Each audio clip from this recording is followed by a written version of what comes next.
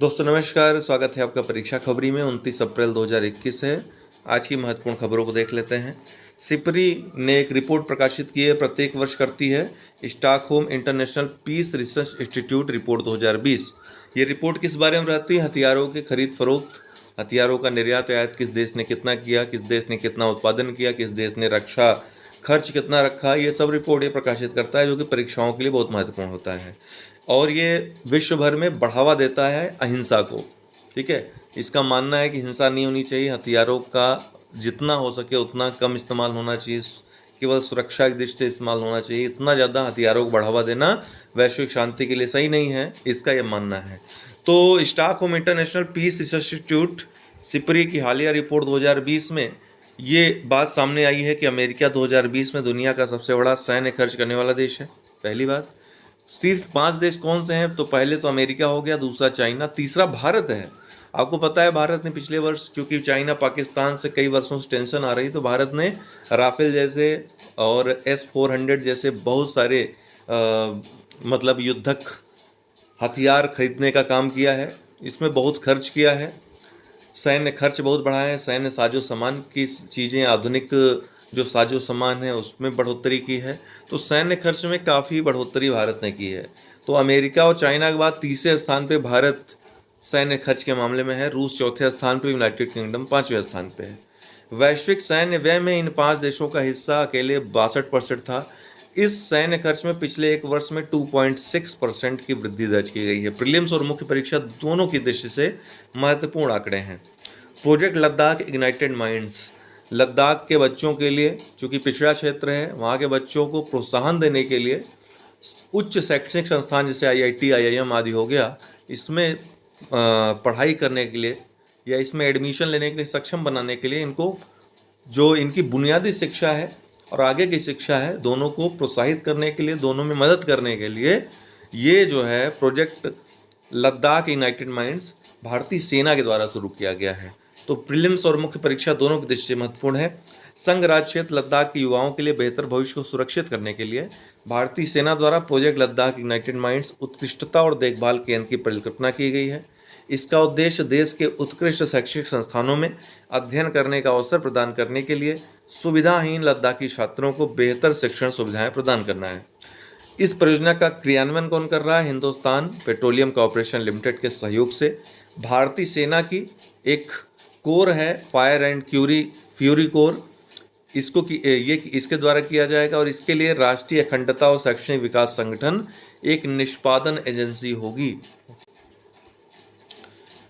The Chandler good governance index 2021, Chandler एक संस्था है, चांडलर एक संगठन NGO है।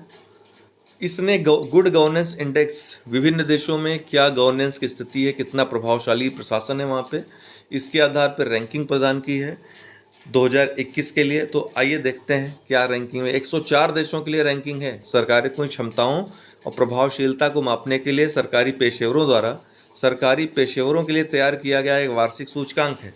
चांडलर इंस्टीट्यूट ऑफ गवर्नेंस एक अंतर्राष्ट्रीय गैर लाभकारी संगठन है। इसका मुख्यालय कहाँ पे पूछ सकता है? सिंगापुर में है। सूचकांक के शीर्ष 10 देशों में यूरोप के 7 देश शामिल हैं। हालांकि शीर्ष 10 देशों में 4 महाद्वीपों का प्रतिनिधित्व है। तो यूरोप के 7 देश, फिर एशिया से सिंगापुर, ओशिनिया से न्यूजीलैंड तथा अमेरिकी महाद्वीप से कनाडा। तो 4 महाद्वीपों का प्रतिनिधित्व इसमें है। शीर्ष 10 देशों में शामिल सभी देश विश्व बैंक के द्वारा उच्च आय वाले देश घोषित हैं। इस इंडेक्स में भारत को 49वां स्थान दिया गया है। तो भारत को कौन सा स्थान है? 49वां स्थान है। आदित्य L1 सपोर्ट सेल, आपको पता है आदित्य L1 भारत का पहला सौर मिशन है जो सूर्य का अध्ययन करेगा। तो आदित्य L1 सपोर्ट सेल ये क्या है?